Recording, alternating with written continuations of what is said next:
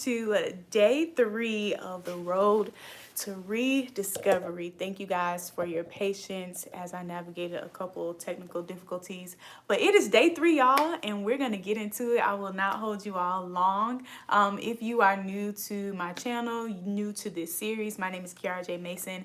I am a wife, a mom of 2 amazing children. I work on church staff as a communications director at Transformation Church. I also own a marketing agency made to maximize. And really my purpose and mission for this series is really to speak to the people who feel like they had to navigate a lot of transition and rediscover who they were throughout the process. And so if you are joining me from previous days, let me know in the chat, type a 1 for my day ones in the chat and let me know.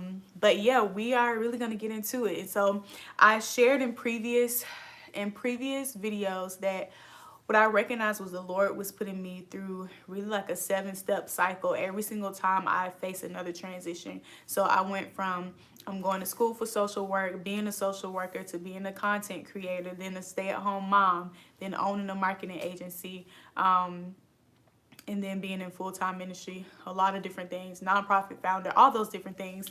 And through that process, I found that I just really had to look at myself again, over and over and over again. When I thought I had my life figured out, I thought I had things figured out, I just didn't. This is driving me. So I'm gonna move this over. I'm gonna move my plant over because I like this better. There we go. That feels better. But yeah, so day 3, I'll go back through day 1 and day 2. So day 1 was about, let me scroll back. Day 1 was about security in your identity. So making sure you know who you are, because you're going to always, whenever you go through a time of rediscovery, you're always going to come back to that foundation of who am I? What have I been created on this earth to do? And then next, once you find out that thing, as you find out those things, it's time to recognize that you need training. You need to be equipped in what you've been sent into this earth to do. And so for some people, that's formal education. For some people, that is studying, going to trainings. It is paying for courses, all the different things to really be in a place where you are studying to show yourself approved, showing that you honor the reason why you were created in this earth. So I shared about my journey of, yes, I got my bachelor's and master's in social work. However, when it came to having a marketing agency, I did not have a formal degree for that, but we invested tens of thousands of dollars to learn and understand the industry and learn how to be entrepreneurs and business owners. Now that leads us to step number 3, which leads to the question, who is in your circle? Step number 3 is all about immersing yourself, but also evaluating your environment. Once you recognize that, okay, I do need training, I need to learn more, I want to be equipped in what I'm called to do, then you're going to get to a point where you're looking at, well, who's around me? Who's speaking life into me? Who is supporting me in this transition? What I recognize in so many times where I was evolving and changing, my circle either changed, it got smaller, or got revealed to the people, one, that I was transitioning. So they were with me along the journey. They affirmed me in the journey, and it wasn't unsupportive. And then when I say unsupportive, when you recognize you have people and energy around you, it's like, oh, that little thing that you're trying to do. Or it's just like, oh, I guess you about to do X, Y, and Z.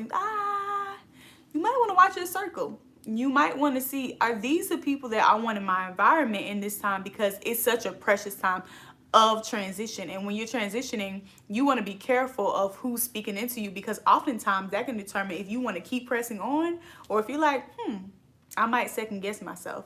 And you don't want to be in a place where you're second guessing yourself because you have the wrong people in your ear. So in this particular step, it's important that you lean into your circle and who God has brought into your life, and cherish those people. I would say in my transition, when I was leaving Florida to go to Tulsa, God just made me even closer to one of my friends. We had already been in the same environment. That friend is Stisha. And we just got very close. Like, she was a part of every intimate detail, the behind the scenes, the interviews of me getting ready to go to Transformation Church, all those different things. God brought her and my brother Kowalski to help us walk through that transition. And honestly, without them, I don't know if I would have been in a place where I was just like, I think it would have just tore me apart. Just thinking of the potential of me uprooting my entire life, my entire family, changing my entire career to go to another place. And without that support, it's hard, y'all. And so you want to watch who's around you, but you also want to pray into your circle and asking the Lord, like, God, can you send me the right people that are going to be in my life? Can you send me, God was faithful in different seasons to send me mentors and women who I felt like went before me.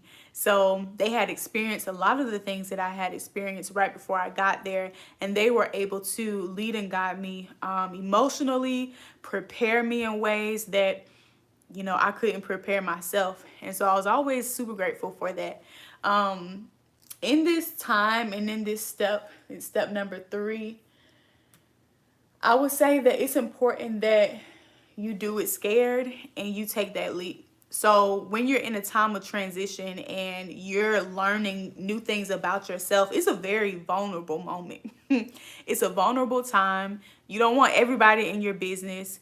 And that is so important. That's what I recognize, is that, hey, you cannot have everyone in your circle and speaking into all the things, because everyone won't understand. And sometimes it's just because of out of sheer love for you. They may love you so much that they want you to stay. They want you to stay that little girl in their eyes. They want you to stay that friend that was always there no matter what. They want you to stay because they love you, or they benefited greatly from that aspect of you, that function of you. And when God starts elevating you and changing your function and changing your expression, then things start to look a little different. And you cannot be tied to the desire of someone else trying to keep you in a former season. Otherwise, you will only cripple yourself. They will only enable you to be in that same place and not really propel you to go where God calls you to be. It's so important that you have people who can see you the way God sees you and is willing to promote the plan of God for your life, over your life. Because without that, when we start getting our personal feelings in the way, once again, we are humans. We have feelings that can deter you from where God wants you to be. But in this time where you're rediscovering yourself and you're crafting your identity, it's just a precious time that you don't want so many voices in it. I recommend it, if you're in this particular step, that you are taking quiet time to hear even the more from God, because he's reshaping you. He's reshaping who you thought you were, what you thought you'd do forever. He's changing your circles, giving you greater discernment. So now you're like, hey, okay, I need to be careful of who's in my circle. I think one of the things that what's interesting for me is when I transitioned from Florida to Tulsa, it was very challenging concerning relationships. One, navigating formal relationships where I was, and then trying to grab a hold of new people, trying to figure out, is this person for me or not? And I would say don't rush it. Do not rush this season of trying to fit in this circle and trying to be seen by another. It has taken me all of 18 months to find my tribe and my people. And that's okay. And that's okay, because you want to know who is trustworthy, who can carry the weight of your current assignment, not who you formerly were, not what you formerly held, but who can hold what you're holding now. So yeah, in step 3, it's all about immersing yourself in this time and then praying for the right people to be in your circle so that they can nurture you and affirm you where you are going. So yeah, that's step 3, y'all. I told y'all I wasn't gonna keep y'all long, but my heart is that if you are in this space, that you get quiet and that you don't give in to your emotions, because in this particular step in that particular season, it feels very lonely. It feels like you're doing it by yourself. It feels like no one understands you. It feels like, is anybody for me? And the answer is God is for you.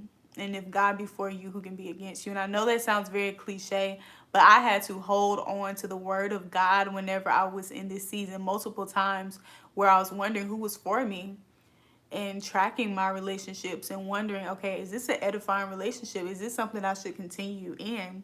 I had to really go back to that. So yes, that is my encouragement for you in this time. I love you all so much. I will try to hop on or premiere tomorrow's video at around 7 p.m. I know everyone's getting their families together and all those great things, but hopefully you catch this replay and this helps you in some capacity. And if it does, let me know in the chat. I love to read the chat and just see what you guys are talking about. So I am going to get my kiddos ready for school tomorrow. River has a play and I'm super excited about it.